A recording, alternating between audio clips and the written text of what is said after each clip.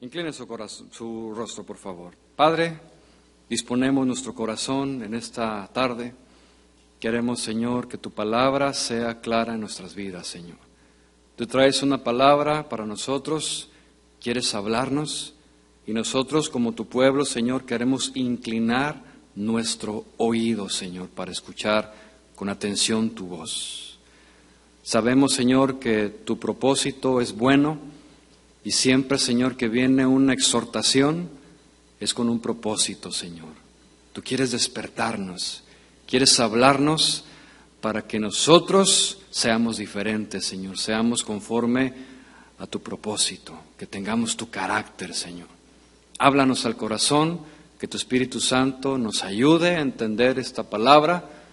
Y, Señor, yo te pido tu gracia, tu favor, tu misericordia, el denuedo para hablar y transmitir tu mensaje, y lo quiero hacer, Señor, con humildad de corazón. Ayúdame, Señor, y ayuda a mis hermanos. Te lo pido en el nombre de Jesús. Amén. Bien, abran su Biblia, por favor, en el libro de los Jueces, en el capítulo número 2. Y hoy vamos a ver un tema que se llama, es una pregunta: ¿Dios nos abandonó o nosotros abandonamos a Dios? Es muy diferente. Jueces capítulo 2, verso número 6, dice así: Porque ya Josué había despedido al pueblo, y los hijos de Israel se habían ido cada uno a su heredad para poseerla, y el pueblo había servido a Jehová todo el tiempo de Josué, y todo el tiempo de los ancianos que sobrevivieron a Josué, los cuales habían visto todas las grandes obras de Jehová que él había hecho por Israel. Pero murió Josué, hijo de Nun, siervo de Jehová, de 110 años, y lo sepultaron en su heredad en Timnat Será, en el monte de Efraín, al norte del monte de Gaz. Y toda aquella generación también fue reunida a sus padres. Y se levantó después de ellos otra generación que no conocía a Jehová, ni la obra que él había hecho por Israel. Después los hijos de Israel hicieron lo malo ante los ojos de Jehová y sirvieron a los Baales. Dejaron a Jehová, el Dios de sus padres, que los había sacado de la tierra de Egipto, y se fueron tras otros dioses, los dioses de los pueblos que estaban a sus alrededores, a los cuales adoraron y provocaron a ira a Jehová. Hasta aquí.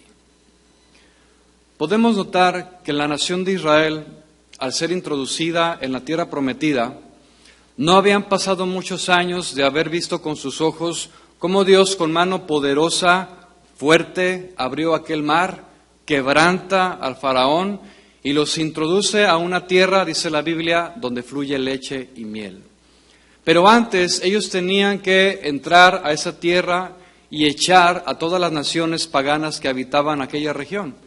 Y Dios, vez tras vez, les daba la victoria.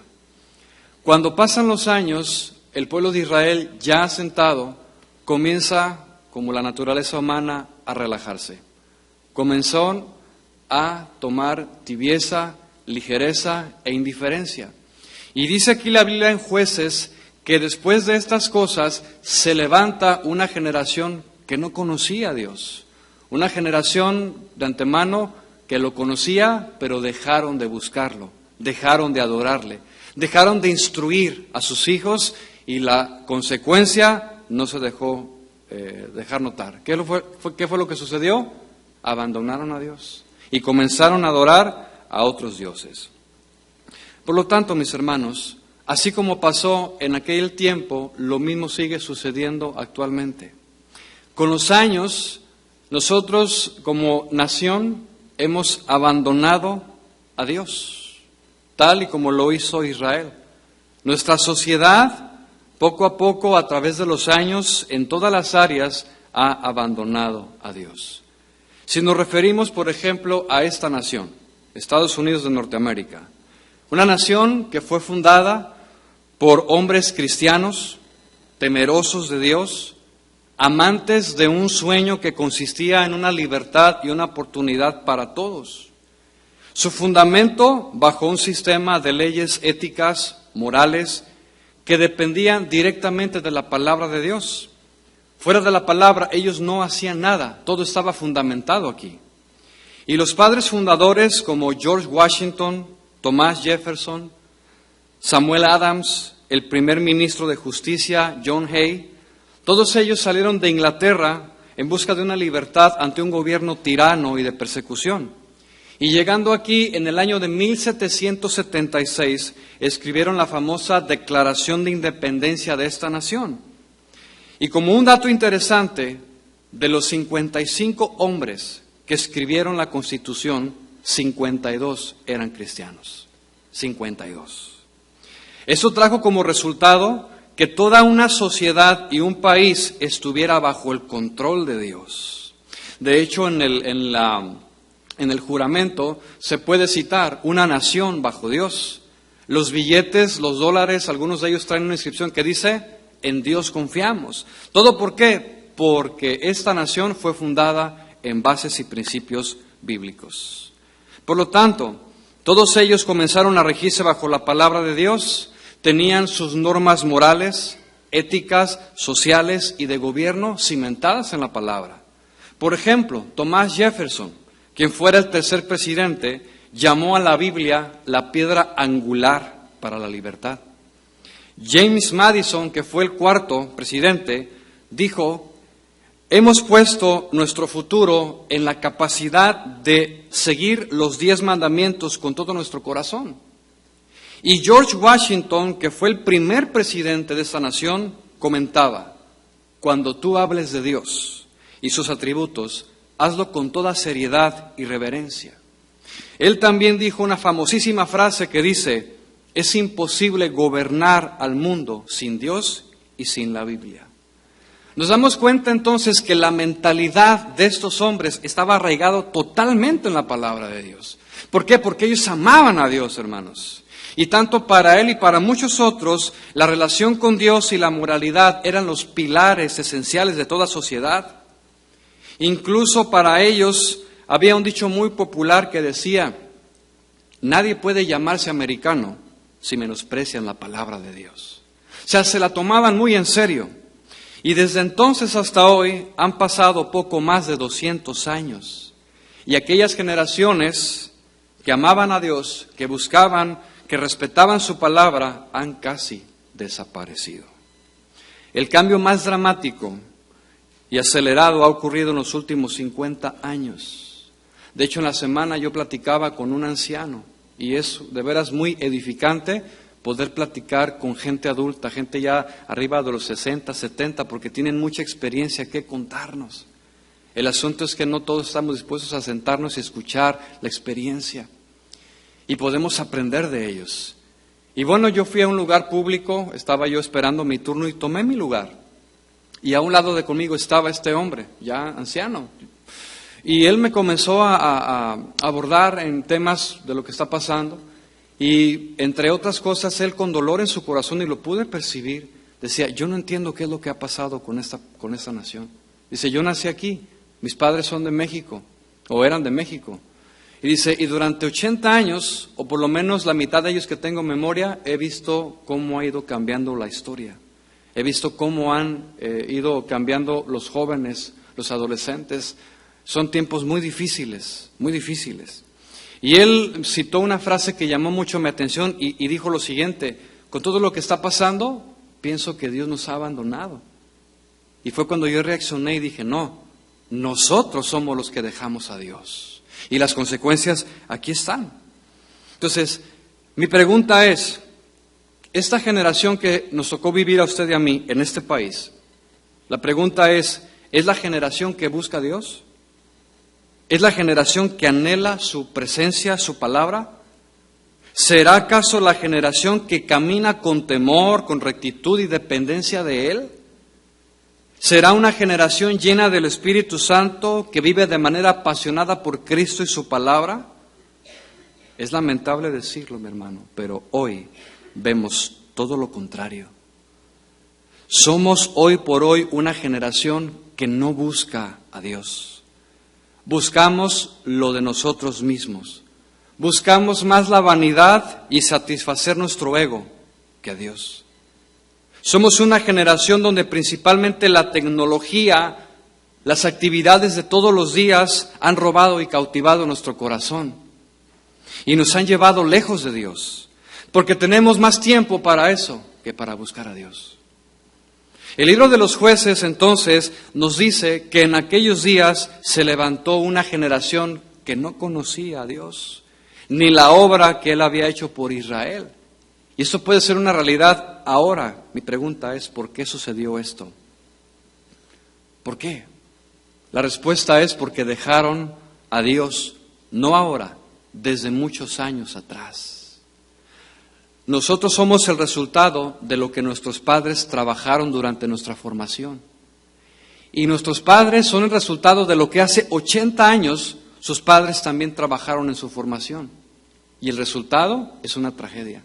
¿Por qué? Porque a pesar de que decimos que Estados Unidos de Norteamérica es una nación cristiana, en realidad no lo es. No lo es. Lo que soy ahora, lo que mi familia es el resultado de lo que yo he trabajado. Escúchame bien, hermano. Tu vida espiritual es el resultado de lo que haces en lo íntimo con Dios o sin Dios. Como está tu familia, la situación de tu esposa, de tus hijos, es el resultado de tu trabajo espiritual o la falta de. Y tenemos que meditar en esto. De tal manera que lo que serán nuestros hijos el día de mañana y los hijos de nuestros hijos son el resultado de lo que tú y yo hagamos ahora. Mi pregunta es, ¿qué estamos haciendo nosotros ahora por ellos? ¿Qué estamos haciendo? La sociedad, hermanos, sin lugar a dudas, es el reflejo de lo que nuestros padres dejaron de hacer. Y hablo en sentido general. Nosotros fuimos los que abandonamos a Dios. Nosotros, a través de los años, sacamos a Dios de la educación. Lo sacamos del gobierno. Lo sacamos de las escuelas. Hace 20 o 30 años todavía en las escuelas públicas se oraba a Dios cada mañana. Los maestros eran cristianos, todos ellos con principios de moralidad basados en la palabra de Dios. Hoy ya no, hoy tenemos maestros homosexuales, maestras lesbianas, que están educando a una generación que dentro de 40 años se va a levantar viendo el ejemplo de sus mayores. Los niños en las escuelas, de entre 9 años en adelante, se exponen a todas estas conductas y para ellos es un modelo de ejemplo. Y dicen, es que yo tengo un maestro así. Bueno, entonces se puede, se vale. Y esto no debe de ser así. Pero ¿qué es lo que ha pasado? Hemos abandonado a Dios. Lo sacamos del gobierno, lo sacamos de las escuelas, lo sacamos de nuestras familias, lo sacamos de la iglesia. Y lo sacamos de nuestra vida, mis hermanos. Yo quiero invitarte a que por un momento nada más examines tu corazón. Medita en lo profundo de él, si nosotros también, en alguna forma, hemos sacado a Dios de nuestra vida. ¿Cómo lo sabremos? Es una buena pregunta. ¿Cómo sé si yo he sacado a Dios de mi vida? Simplemente observa tus prioridades. Observa tu conducta. ¿En dónde está tu corazón y el mío? ¿No será, hermano, que es la idolatría la que nos gobierna y nos controla? Y peor aún, sin darnos cuenta. ¿No será acaso que hemos entrado a un sistema de adoración del mundo y que este país tiene? Y tal vez alguno podrá decir, Irán, ¿sistema de adoración que este país tiene? Bueno, ¿qué no se supone que este país es cristiano? Y además es el más próspero de todo el mundo. Pregunta, mi hermano, ¿será? ¿Será que es el país más próspero del mundo? A nuestros ojos naturales sí lo es, pero ¿a qué precio?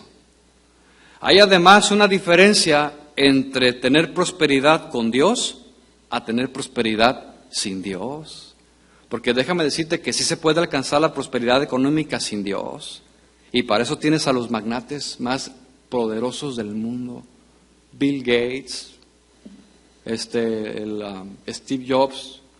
O sea, hay muchos que han alcanzado riqueza sin Cristo. De que se puede, se puede. La Biblia entonces dice que la bendición de Dios no añade tristeza con ella y además tenemos la capacidad de disfrutarla. Sin embargo, la prosperidad que nuestros ojos ven no es así. ¿Por qué? Porque la prosperidad que vemos ahora sí añade tristeza. Y más aún, son muy pocos los que tienen la capacidad de disfrutarla. Porque teniendo todo lo que tienen, no la pueden disfrutar. Viven en jaulas de oro. ¿Sí? Permítame explicarlo un poquito más en esto. Vivimos en un país, hermanos, donde uno de los ídolos más grandes es la vanidad. Estamos invadidos del consumismo, disfrazado de cumple tu sueño americano. Y sin darnos cuenta, le estamos dando nuestra vida al materialismo americano. Date cuenta de esto, vivimos para trabajar y pagar lo que tenemos. Y gran parte de lo que tenemos aún lo debemos. Vivimos para alimentar y sostener un sistema que lo único que está haciendo es robarnos nuestra vida. Cuando tú y yo trabajamos, empleamos 8, 10, 12 horas de nuestra vida estando en algún lugar, soportando calor, etcétera, etcétera. Y cuando nos pagan, lo que nos dan, hermanos, representa nuestra vida, se la estamos dando a este mundo, cuando deberíamos de darle nuestra vida a Dios. ¿Sí? Nos roba nuestra vida porque ya no tenemos la capacidad de disfrutarla. Y los años pasan y pasan, vamos envejeciendo, nuestros hijos crecen, se van de casa, la vida se nos va y cuando reaccionamos nos damos cuenta, volteamos hacia atrás y decimos, ¿qué hemos hecho? ¿Qué hemos hecho de nuestra vida? Ya pasaron 20, 30, 40 años. ¿Qué es lo que he hecho en todos estos años? Es tiempo que ya no podemos volver a recuperar jamás. Dios nos ha dado un trabajo para vivir y sostenernos, pero nosotros lo hemos cambiado y ahora vivimos para trabajar. Damos todo nuestro esfuerzo, empleamos toda nuestra capacidad, damos todo nuestro tiempo, sacrificamos nuestra familia y aún más importante, sacrificamos la comunión con Dios. Pregunta, ¿a eso le llamamos prosperidad? ¿A eso le llamamos prosperidad, hermanos? Sí lo es, pero es sin Dios. Sacrificamos nuestra vida espiritual por bienes que a los pocos meses ya no sirven para nada, porque al poco tiempo salen otros mejores, y salen otros mejores, y tal parece que no tenemos suficiente con lo que tenemos. Queremos lo más novedoso, y nos endeudamos para tener las cosas. Y es un ciclo que nunca se termina, y le damos nuestra vida al mundo. Las grandes empresas de hoy, por medio de la publicidad, lo único que hacen es alimentar el orgullo y la vanidad de las personas, para que compren a crédito cosas que no necesitan, para presumir a personas que ni siquiera lo van a notar. Una bolsa de Michael Kors de $3,000. Y no nomás es una, son 5. En esta semana fui al centro comercial y había una fila impresionante en esa tienda para comprar esas bolsas. Yo no sé si había promoción o algo, pero era increíble. Y usted veía a las señoras, sobre todo a las mujeres, con una sonrisa en su rostro. O sea, muy lamentable. Muy lamentable. ¿Por qué? Porque no es la misma sonrisa que se tiene cuando vienen a la casa de Dios. De esta manera, nos hacemos esclavos de un sistema de adoración, donde se adora el dinero, donde se adora la comodidad, donde se adora la vanidad y el orgullo. Escuche, consumimos para vivir, consumimos para ser felices, consumimos para alimentar nuestra vanidad, consumimos para aliviar nuestras penas y aligerar nuestro estrés. ¿A cuánto les gusta ir de compras? No es pecado, ¿eh? A mí me gusta ir de compras. ¿Cómo se siente? Se siente bien, ¿verdad? Y más cuando traemos dinero. ¿Sí? Pero, sorpresa, hay veces que tenemos dinero que no es nuestro, porque no lo hemos ganado y ya lo debemos. Cuidemos esto, mis hermanos. Simplemente consumimos para sentirnos ser alguien en este mundo. Un mundo, mi hermano, que nos valora por la apariencia, no por la esencia. Escucha, al mundo no le interesa lo que usted sea, le interesa lo que usted tenga. Y lo más tremendo de todo esto es que estamos tan acostumbrados que nuestros sentidos se han apartado tan rápido que ya ni siquiera percibimos en dónde estamos. Lo vemos tan natural, lo vemos tan normal. Nos metemos en un sistema, mis hermanos, que nos atrapa cuando menos lo esperamos. Hace algún tiempo platicaba yo con una persona que tiene 20 años aquí. Si yo tengo 20 años viviendo en este país, y cuando llegué yo me propuse, dije, no me voy a meter al sistema, no voy a pedir nada de crédito, lo que tenga lo voy a comprar de contado. Y dice, Irán, nada más pude aguantar 5 años. Tuve que entrar porque de otra manera no podía salir adelante. Tengamos mucho cuidado y meditemos en esto, porque es un sistema, mis hermanos. Mientras los primeros cristianos amaban a Dios con todo su corazón y su meta era vivir en santidad y agradarle a Él, hoy nosotros tenemos la meta amarnos a nosotros mismos. Hay un hedonismo impresionante. ¿Qué es el hedonismo? El amor a ti mismo. Nos gusta vernos, nos gusta tener buenas cosas. ¿Para qué? Para agradar a los demás. Buscamos más la aceptación de los hombres que la de Dios, cuando debe ser al revés. Lo que a mí me debe de preocupar es lo que tiene la opinión de Dios hacia mí, mi carácter como cristiano, no cuánto tengo, no cuánto he acumulado. Lo que a Cristo le interesa es su carácter en mi corazón. Mientras los primeros cristianos daban su vida por el Evangelio y su propósito era alcanzar almas, hoy nosotros damos nuestra vida solo por nosotros mismos. Ya no nos interesan los demás. Hemos perdido la sensibilidad al dolor ajeno. Hemos perdido la sensibilidad a la salvación de las almas.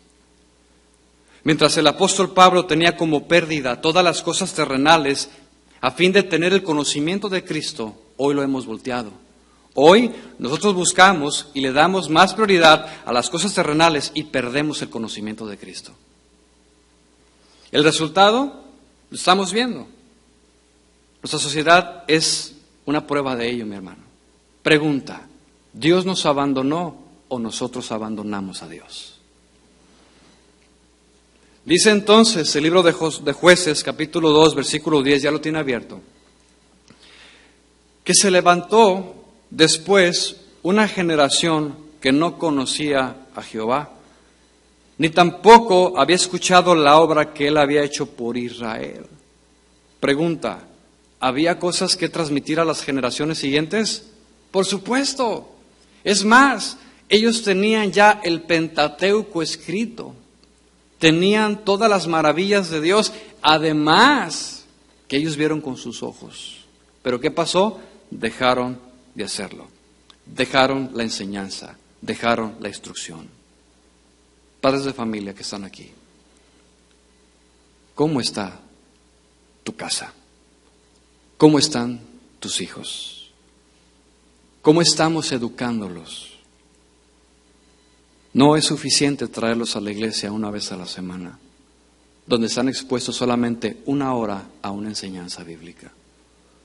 Yo los tengo todo el tiempo conmigo y mi responsabilidad es mía, principalmente es mía. Dios me pedirá cuentas de lo que yo hago con ellos, de cómo les enseño. No es la responsabilidad de la mamá, es la responsabilidad del padre principalmente. Y si no está el padre, entonces la madre. Pero es nuestra responsabilidad seguir formando una generación que sí conoce a Dios. Pero como no lo hicieron en aquel tiempo, versículo 11, veamos qué fue lo que sucedió.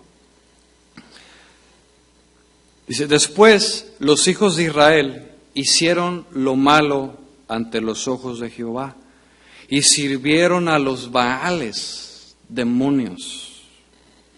Versículo 12. Dejaron a Jehová, el Dios de sus padres, que los había sacado de la tierra de Egipto, y se fueron tras otros dioses, los dioses de los pueblos que estaban en sus alrededores, a los cuales adoraron y provocaron a ira a Jehová. Escuche, la Biblia nos dice que después de no conocer a Dios, todo el pueblo se volvió contra Dios. Cuando un hombre tiene la palabra de Dios y la cierra su entendimiento. Cuando el ser humano rechaza la palabra de Dios, lo único que le queda es su entendimiento caído, una naturaleza corrompida. El hombre en esa situación no es capaz de tener ni sentido común.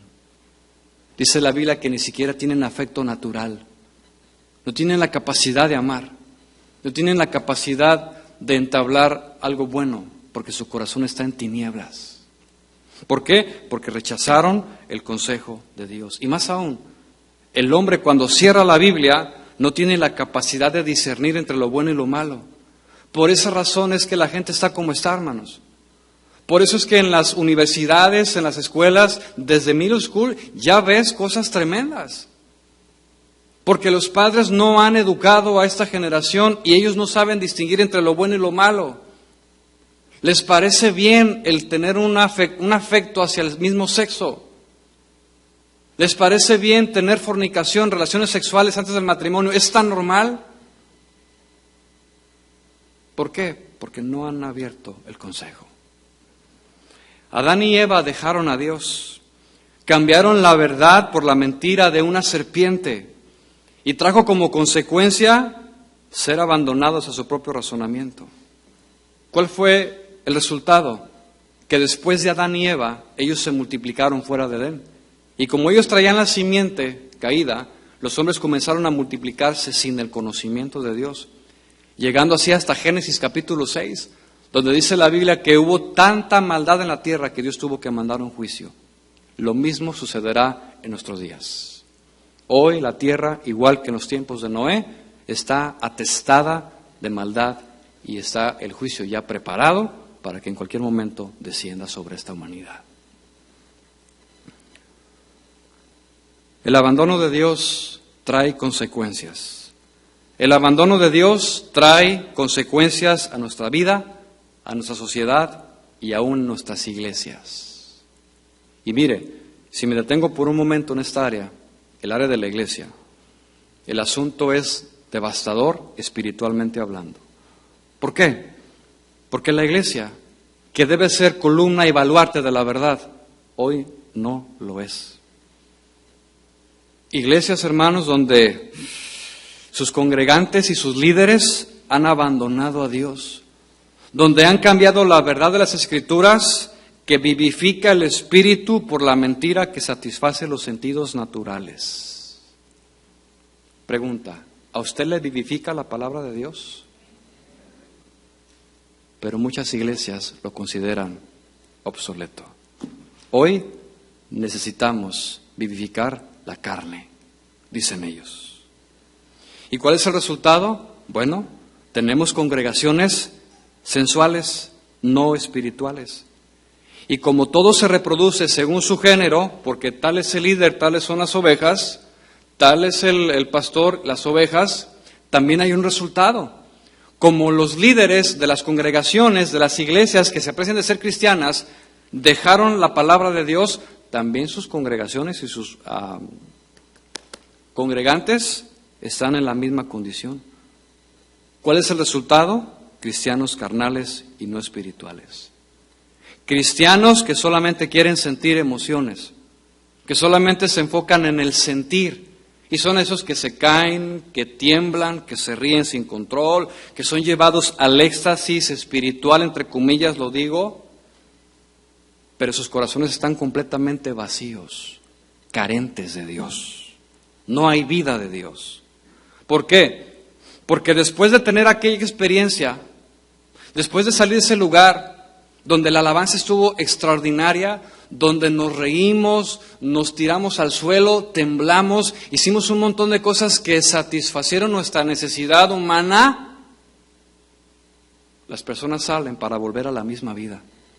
Siguen siendo los mismos mentirosos, adúlteros, fornicarios, adictos a la pornografía, liderazgo y también la iglesia.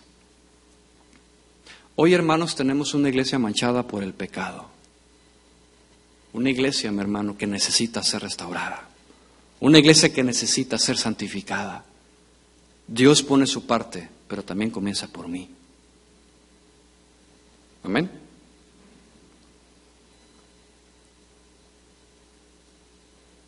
Cuando la presencia de Dios y la exposición de su palabra es la que nos debe cambiar. Escucha esto. Nadie, escúchame bien, nadie que entra a la presencia de Dios puede salir igual.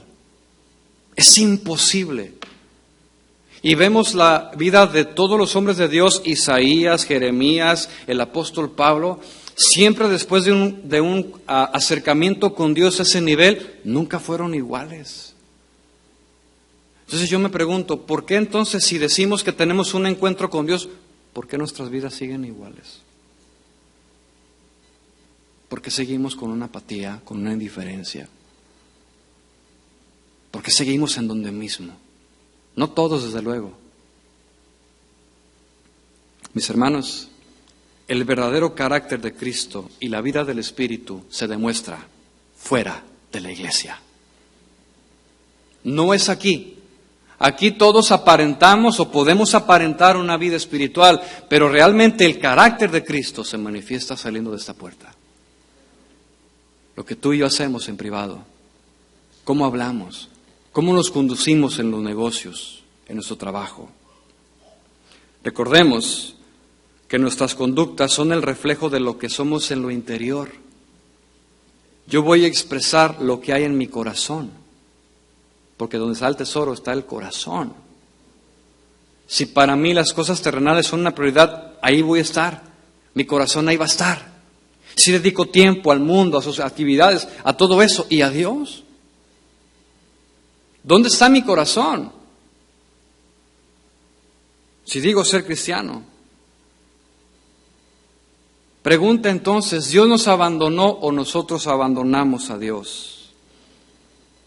El abandonar a Dios tiene consecuencias muy serias, hermanos. Venga conmigo, por favor, a Romanos capítulo 1, versículo 21.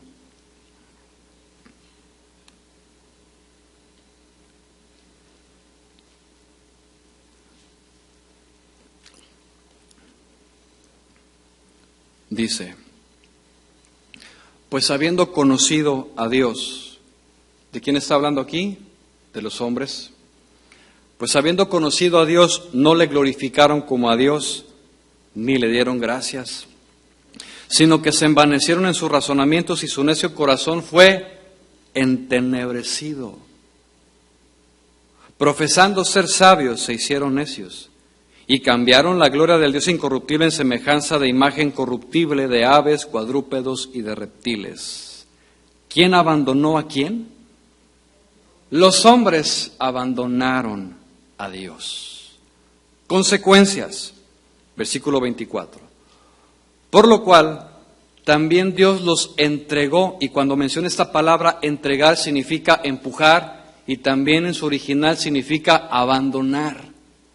Ok, dice Dios, como tú no consideraste mis caminos, no consideraste mi palabra, y te fue muy poco, y amas más las tinieblas, la respuesta de Dios es, ok, yo también entonces te entrego. También te abandono. Versículo 24. Por lo cual también Dios los entregó a la inmundicia, a las concupiscencias de sus corazones, de modo que deshonraron entre sí sus propios cuerpos. No es ninguna casualidad de que el pecado número uno y el pecado más amado hoy actualmente es la inmoralidad sexual. No solamente en el mundo, hermanos, también en la iglesia. La inmoralidad sexual ha entrado a la iglesia. Hay mucha gente que está contaminada por este pecado. La pornografía es el ídolo más amado. Nuestras conductas. Versículo 25. Ya que cambiaron la verdad de Dios por la mentira, honrando y dando culto a las criaturas antes que al Creador, el cual es bendito por los siglos. Amén. Versículo 26.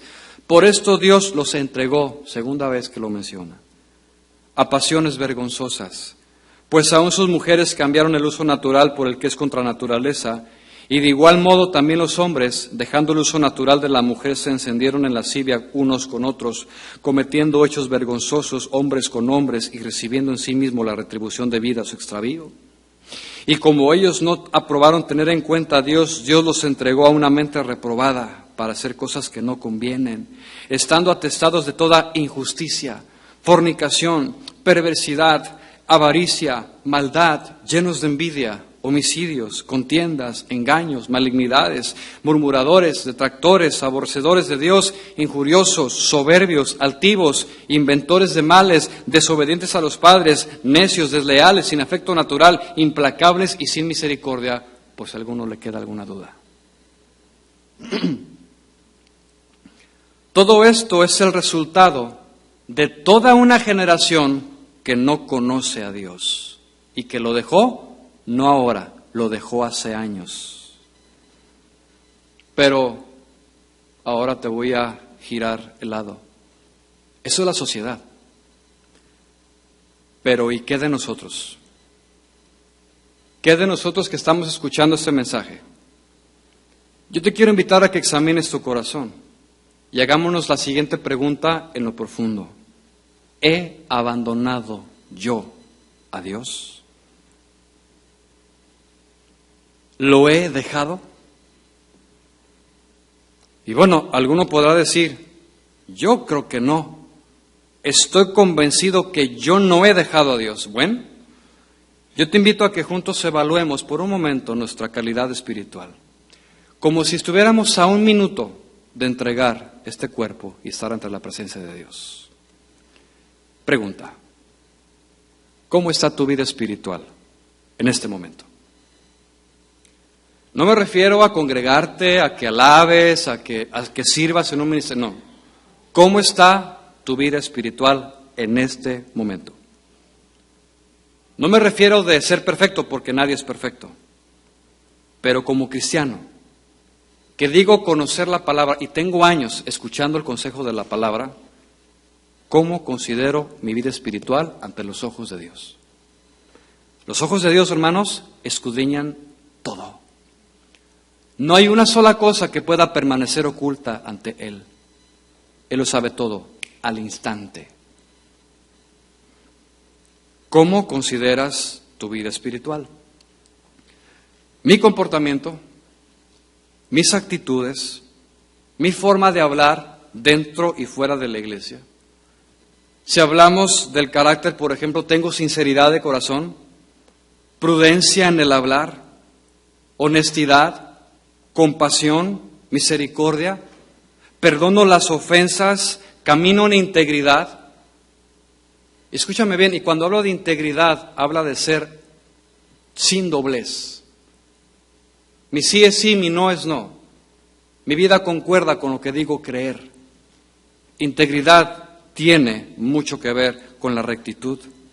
Y esto incluye no alterar ni falsificar información para recibir beneficios. Esto es integridad. Acabamos de terminar nuestra temporada de impuestos. El común denominador es alterar cifras, meter niños que no son de usted o de la gente, manipular para tener un beneficio. Usted está escuchando esto, hermano, y comienza por mí. Esto es integridad. Integridad que no puede pasar desapercibida delante de los ojos de Dios. Escúchame, no vale la pena alterar un número para recibir $1,000, $2,000, $3,000. No vale la pena. Manchas tu corazón. Tu mente se contamina. Guárdate. Guardémonos. Pero esas cosas son de carácter.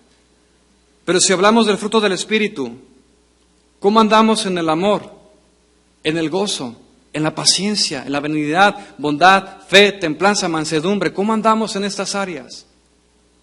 ¿Cómo considero mi vida espiritual en este momento?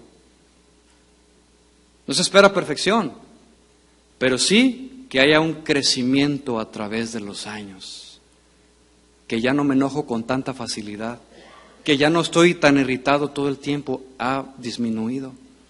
Que ahora he aprendido a controlar mis emociones humanas porque están sometidas al control del Espíritu Santo. Que los demás pueden observar mi cambio. Que mi familia los note. Que mis clientes, mis compañeros de trabajo noten un cambio en mí. Es que tú no eres el mismo. Eso es una evidencia de que tu carácter está creciendo y madurando. Si no hay un comentario así, yo me temo que no hay ningún cambio. Entonces la pregunta es, ¿me parezco cada vez más a Cristo o sigo portando la imagen de Adán? Quizás como muchos nos podemos adaptar a un estilo de vida y entramos a un sistema religioso donde ya no percibimos que estamos metidos en él. Es como los fariseos. Los fariseos tenían su vida tan religiosa que ya no percibían en dónde se perdieron. Porque comenzaron bien. O sea, todo comenzó en Aarón y sus hijos. Y generación a generación respetaban, amaban a Dios, cuidaban todo. Pero a través de los años comenzaron a relajarse y su vida espiritual comenzó a menguar. Se adaptaron a un sistema de religión. Y hoy sucede exactamente lo mismo. Muchos que asisten a las iglesias tienen un sistema de religión, pero no tienen una relación con Cristo. ¿Cómo andamos en nuestros hábitos espirituales? La oración pública, la meditación de la palabra, la adoración, el ayuno, evangelizar a los perdidos. A ver, corríjame, mi hermano, ¿estoy yo hablando cosas extrañas? ¿Sí o no? Como que no está muy convencido. ¿Qué no se supone que deberían de ser hábitos espirituales en mí? ¿Sí o no? La pregunta es si los tenemos. Cuando yo me refiero a adoración, es adorar a Dios con todo lo que somos. Hermano, no hay límite para adorar a Dios. No lo hay. Yo soy el que me pongo el límite. Es muy lamentable observar a la gente en las iglesias cantando y alabando con total indiferencia ante el Rey de Reyes, ante el Señor de Señores. Porque venimos a congregarnos para alabarle a Él, para adorarle, para rendirnos. Sin embargo, vemos muy poco. Cuando el Salmo 150 dice, alabad al Señor con cántico, con pandero, con danza. Y todo lo que respira, alabe al Señor. Danza, mi hermano, movimiento, expresión al Señor. El rey David, me haré más vil por causa de Jehová, porque no lo hago delante de los hombres, lo hago delante de mi Dios. Eso es entendimiento.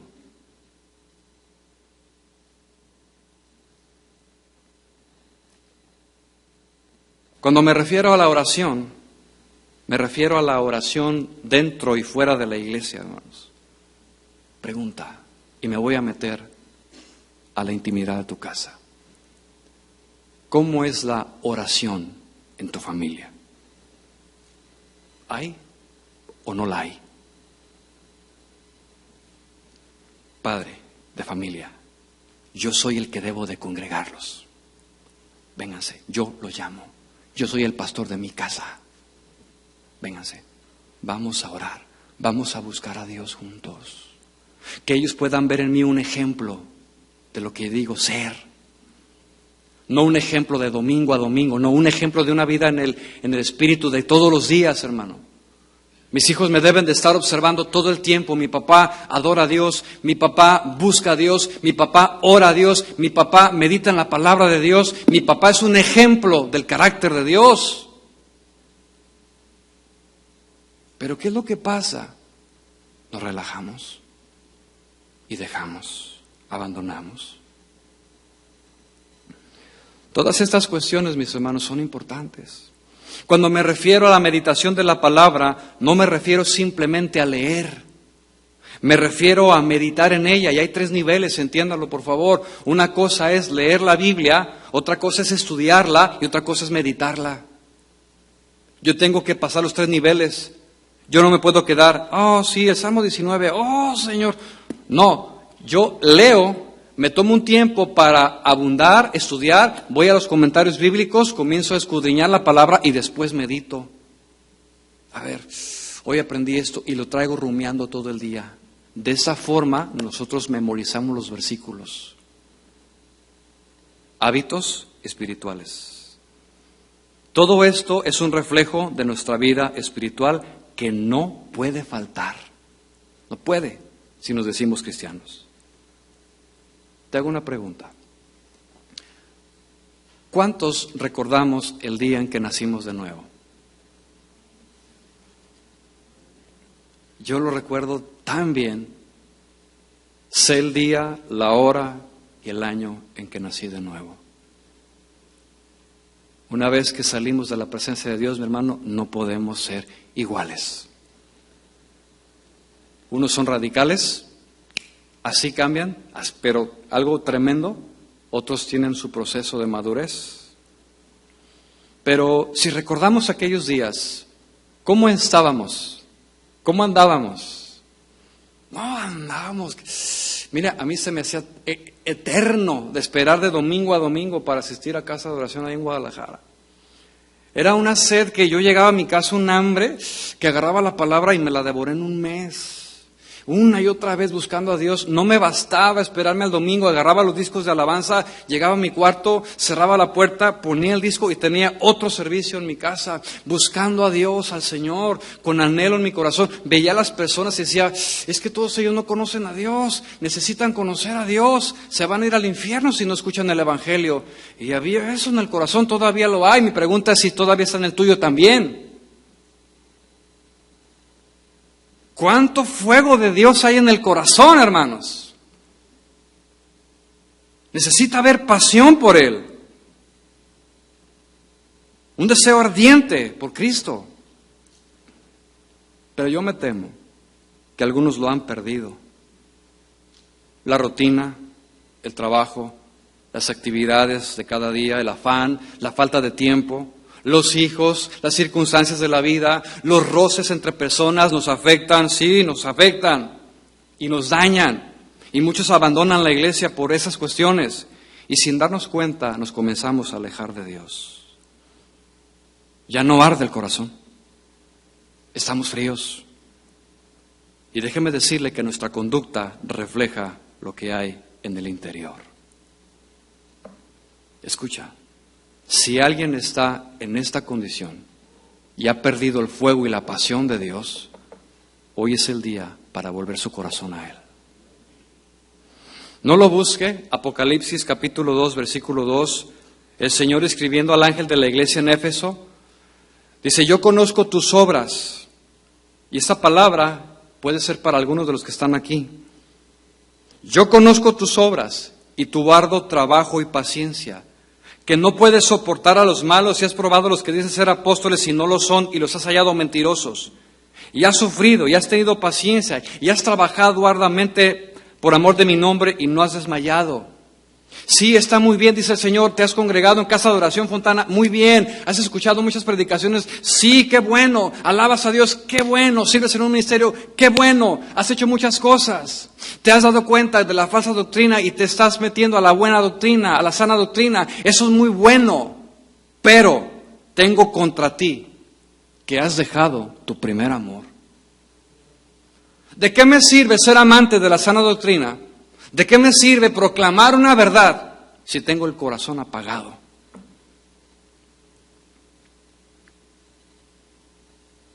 De nada. ¿De qué me sirve alabar a Dios, adorarlo, ofrendar? ¿De qué me sirve si no tengo una relación con Él? Pregunta, mi hermano, ¿cuántos amamos a Dios? ¿Cuánto lo amamos? ¿Cómo lo demostramos? Cuando lo buscamos, lo adoramos y le obedecemos. Esa búsqueda debe ser desde lo profundo de nuestro corazón. Y Dios, quien conoce los corazones de todos, conoce nuestras intenciones y sabe la sinceridad de nuestras palabras. Sin embargo, su reclamo hacia nosotros, si es que lo hemos dejado, es ese.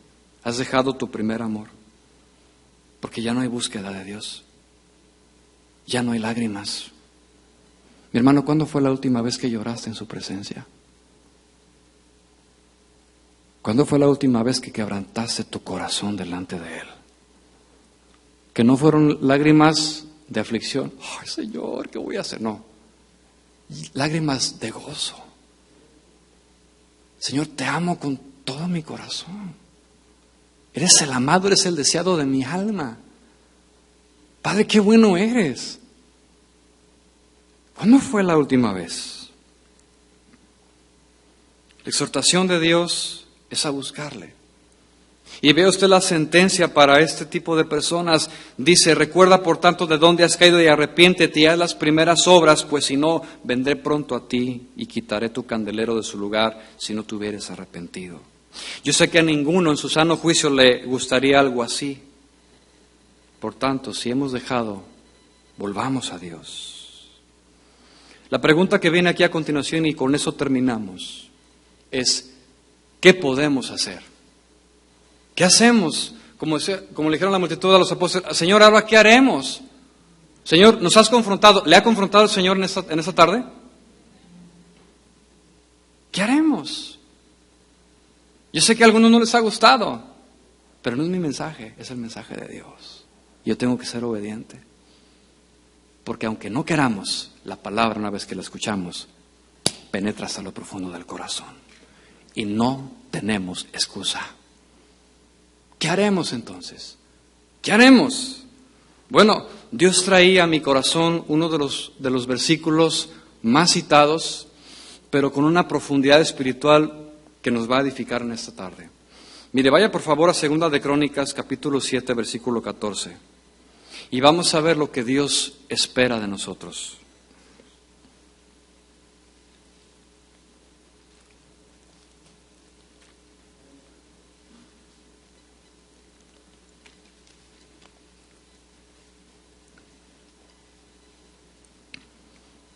Dice así: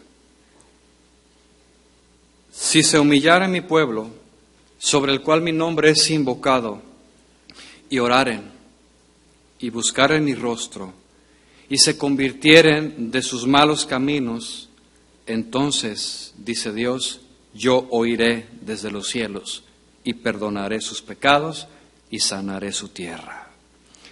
Presten mucha atención a cada instrucción de Dios. En primer lugar, dice, si se humillare mi pueblo. Si usted y yo invocamos a Dios, clamamos a Él, le adoramos, lo primero que se espera es humillación de corazón. Y el humillarse significa doblar la rodilla, ser derribado a tierra, someterse y quebrantar el corazón. En el griego, mi hermano, la palabra adorar es proskuneo y significa postrado a tierra. Postrado a tierra, donde mi rostro tiene que estar completamente a tierra. Mi nariz debe respirar. Cómprese un tapete y hágalo. Si usted no lo ha hecho, hermano, en su vida, o no tiene el buen hábito de hacerlo, hágalo. No solamente doblar rodilla, es someter todo nuestro ser rendido a Dios. Es la posición más humillante que una persona pueda tener. Totalmente rendido. Pregunta, ¿cuándo fue la última vez que hicimos esto delante de los ojos de Dios? ¿Cuándo fue la última vez que usted se humilló ante Dios? No, es que ayer me levanté bien temprano, es que tuve que hacer esto, es que tuve que hacer... Sí, hay muchas cosas que hacer. Y damos toda nuestra fuerza, toda nuestra energía, toda nuestra capacidad, todo lo que tenemos para las cosas que a nosotros nos interesan. Pero qué lamentable es que no tenemos tiempo para Dios, cuando Él debe tener la prioridad. La invitación de Dios es humillar el corazón, derribarnos a tierra. Y una actitud de humillación es una rendición total y completa ante su autoridad. Señor, yo no soy nada. Si tú no estás conmigo, Señor, yo soy un címbalo simplemente que resuena. Yo necesito ser lleno de ti. Cada día, cada mañana, no cada domingo, hermano. Alguien me comentaba, es que yo vengo a cargar gasolina los domingos. ¿Tú vienes a cargar qué? Es que yo necesito ser cargado. Es que, mi hermano, tienes que estar cargado todos los días. Todos los días en la mañana debe ser nuestra prioridad. Y no se trata de legalismo, de imposición. Se trata de una convicción del corazón. Es que me cuesta mucho trabajo levantarme. Yo entiendo eso. Pero mi prioridad es estar con Él. Yo no puedo salir a la calle si no he estado con Él. Yo no puedo hacer negocios, trabajar, yo no puedo hacer nada, mucho menos la obra del ministerio, si no tengo su presencia y su respaldo. Muchas veces los hombres fallamos, caemos, nos deslizamos en el pecado porque no permanecemos en su presencia. Y cuando le preguntamos, ¿por qué caíste? Siempre el común denominador es, dejé de orar. Dejé la comunión con Dios. Es que es imposible que al estar en la presencia de Dios y en comunión con Él, es imposible que caigas. No se puede, porque el mismo Espíritu Santo te frena, nos frena, me redarguye, me detiene y me dice, piénsalo bien. Pero si no tengo comunión con Dios, será muy fácil escuchar mi propia voz. Después de la humillación, según Crónicas 7:14, es la oración. Y la oración debe ser aquí de manera pública y privada. Hermanos, somos casa de oración. ¿Casa de qué? No somos casa de fe, somos casa de oración. Y nuestra responsabilidad como cristianos es participar de la oración pública. Es muy lamentable ver que los grupos de oración son los menos concurridos. Pero eso sí, cuando va a haber una fiesta en el parque, no me refiero a la que hubo aquí, no. Cuando hay una fiesta en un parque, en cualquier lugar, todos vamos, todos participamos. Ahí sí le damos todo. Pero cuando se hace el llamado, vamos a orar, hermanos. Vamos a juntarnos un viernes para orar al Señor. Aquí se reúnen a las, ¿qué, Héctor? ¿12? 12 del día para orar. Y el grupo es muy reducido. No, yo oro en mi casa. Yo así estoy bien. Cuando debería ser una prioridad en mi vida espiritual, la oración pública, pero también la oración privada. ¿A cuántos les gusta orar? Mira, no todos. Debe ser una prioridad, hermanos, buscar a Dios. Por eso estamos como estamos, hermanos. Tercero, después de humillarse y llorar, lo siguiente es buscar su rostro. Buscar el rostro de Dios. Eso significa tener un ardiente y apasionado deseo por la presencia de Dios. Es un anhelo que yo no te puedo explicar con palabras, es algo que tú sientes en lo profundo de tu corazón. Es algo que está en tu naturaleza. ¿Por qué? Porque la naturaleza divina implantada por el Padre me impulsa a buscar su presencia. Yo debo de amar a Dios, buscar a Dios con todo mi corazón. Así como lo es el comer, el tomar algo y respirar para vivir, es lo mismo en lo espiritual. Yo necesito la presencia de Dios. Debe haber un deseo, un anhelo ardiente. ¿Sí? Pero ¿qué es lo que pasa? El corazón de muchos está apagado, está enfriado. Han dejado de buscar a Dios. Pero la mayor necesidad es buscarlo a Él. Él debe ser lo más importante en mi vida. No es hacer riquezas, no es otra cosa sino estar en su presencia. Mi pregunta es, ¿tú también tienes ese deseo en tu corazón? El salmista en el Salmo 42 decía, como el ciervo brama por las aguas, así clama por ti, oh Dios, el alma mía. Es una desesperación interna por estar con Él. Dice, mi alma tiene sed del Dios que está vivo. Anhelo estar con Él. Yo le pido a Dios que ponga hambre y sed de su presencia en este lugar. Que su corazón, hermano, esté lleno de la presencia de Dios. Que seamos una iglesia llena del Espíritu Santo. Que seamos una iglesia que camina en temor. Una iglesia que busca y ama a Dios. En cuarto lugar, después de humillarnos, orar y buscar su rostro, viene el arrepentimiento de corazón. Y cuando hablamos de arrepentimiento es volvernos a Dios, dejar nuestros malos hábitos, caminos, dejar nuestras conductas pecaminosas y terminar con el pecado. Durante las 2 últimas semanas el pastor les ha estado comentando acerca de Amalek, y Amalek es símbolo de la carne. Pregunta, ¿cuál fue la instrucción de Dios? Terminar con Amalek, terminar con el pecado. Saúl, que representa el gobierno de los hombres, perdonó lo de los hombres.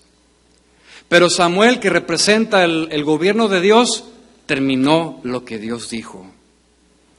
Y siempre va a haber una lucha entre los dos reinos, mi hermano, el reino humano y el reino divino. El reino humano se apacienta, el reino humano satisface la humanidad, pero el reino divino satisface la necesidad de Dios, la necesidad divina. Saúl perdonó, Samuel mató. ¿Qué haces tú con el pecado? ¿Perdonas o matas? El gobierno humano siempre buscará satisfacer lo terrenal, pero el gobierno de Dios buscará satisfacer lo espiritual. ¿Qué se requiere entonces? Arrepentimiento de corazón. Arrepentimiento de todas nuestras obras, hermanos. Todos los días pecamos. ¿Hay aquí algún justo? Quiero conocerlo y estrecharle su mano. ¿No? Bueno, hay personas que se llaman justas. Justo o justa. Aquí no hay ningún justo, ¿verdad? Dice Romanos capítulo 3, por cuanto todos hemos pecado. Todos hemos pecado. Por lo tanto, necesitamos buscar a Dios cada día y que se levante así, hermano, una generación que busque a Dios. Una generación que ame a Dios, que respete su palabra, y todo va a comenzar conmigo, mi hermano. Conmigo. Todo comienza conmigo. Si queremos ver un país diferente, sí, todos anhelamos eso. Queremos ver nuestra familia distinta, sí. Queremos ver nuestra congregación diferente, sí. Pero ¿qué estamos haciendo usted y yo para que eso ocurra? ¿Estoy viviendo en santidad? ¿Estoy viviendo para Cristo? ¿Tengo hambre, anhelo, pasión por Él? ¿Que otros puedan ver y contagiarse de lo que yo tengo? ¿Qué es lo que ven los demás en nosotros? Hermanos, esta nación dejó a Dios. Y alguno podrá decir, pero Irán, ya tenemos un presidente cristiano. ¿Qué no lo acabas de escuchar de un discurso de la Pascua? ¿Qué no juró en la Biblia que él dice que es, bueno, yo puedo decir 1000 cosas, pero mis actitudes, mis acciones reflejan lo que realmente soy. Yo no puedo ser cristiano en unas áreas y en otras no, o soy o no soy. Pero bueno, ¿podemos tener un presidente cristiano? Sí, pero no sus habitantes. Y más considerando que durante los últimos 40, 50 años no han gobernado cristianos. Han gobernado gente que no conoce a Dios. Y ese abandono hoy está cobrando la factura, porque ha sido progresivo. El eslogan publicitario que se utilizó en las pasadas elecciones fue: hagamos América grande otra vez. Y ese eslogan le dio la vuelta al mundo, cuando lo mejor sería decir: necesitamos a Dios en América otra vez. Necesitamos a Dios en nuestra familia otra vez. Necesitamos que nuestra vida tenga a Dios otra vez. Y necesitamos que nuestras iglesias tengan a Dios otra vez. Pregunta, ¿Dios nos abandonó o nosotros abandonamos a Dios? Y termino comentándole lo siguiente. Lo que hace a un país grande no es su fuerza militar, no es su economía, no son sus gobernantes ni sus leyes humanas. La grandeza de un país consiste en que Dios sea el Señor y Rey de esa nación y que Dios tenga la preeminencia en todo, no en algunas cosas, en todo o nada. Lo mismo sucede en los principios y niveles diferentes. Lo que hace una familia fuerte, hermano, y sólida, no consiste en que sus miembros tengan buenos ingresos o trabajos. No consiste en acumular bienes materiales. Lo que hace una persona fuerte y sólida no consiste en logros humanos, el éxito alcanzado, qué tan inteligente eres o cuántas capacidades desarrolles o incluso las riquezas que puedas acumular. No. Lo que hace una congregación fuerte y sólida no es sus ministerios que tenga, no es su capacidad económica, no es ni siquiera el número de personas que tenga. Lo que da solidez, firmeza y grandeza es cuando Dios es el todo en todos. Cuando Dios es exaltado, es cuando Dios bendice. Dios, hermanos, quiere engrandecerse sobre esta nación. Quiere engrandecerse sobre tu vida, sobre tu familia y quiere engrandecerse sobre esta congregación. ¿Cuántos amamos esta casa? Es nuestra casa, hermanos. Es el lugar donde vivimos espiritualmente. Y yo tengo que ver por mi casa. Y yo soy responsable de la participación para que esa unidad, esa armonía y esa espiritualidad se refleje y todo comienza por mí. Yo tengo que ser una persona espiritual. Entonces, humillémonos, adoremos, dependamos de Dios y Él ha prometido sanar esta tierra y escuchará el clamor de sus hijos. Necesitamos, hermanos, buscar a Dios.